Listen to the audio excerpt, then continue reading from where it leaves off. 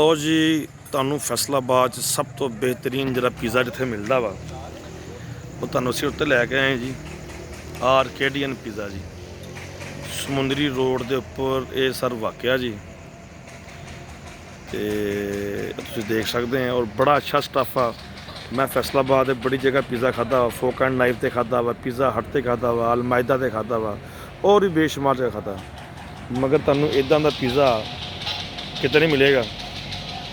Main ਸਮੁੰਦਰੀ road ਤੁਸੀਂ ਆਓਗੇ ਜੀ, ਤੇ ਮਿਲਾਨੋ cash and carry the back side ਤੇ ਇਜ਼ਮੀਰ ਵਿਲਾਸ ਦੇ ਵਿੱਚ ਤੁਸੀਂ ਆਪਣਾ ਪਸੰਦ ਕਰੋਗੇ ਜੀ। ਤੁਹਾਨੂੰ ਵਿਜ਼ਿਟ ਕਰਾਉਂਦੇ ਇਹਨਾਂ ਦਾ ਜੀ, ਲੋਕ ਬੈਠੇ ਆ ਫੈਮਲੀਆਂ ਦੇ ਨਾਲ ਆ ਕੇ ਜੀ।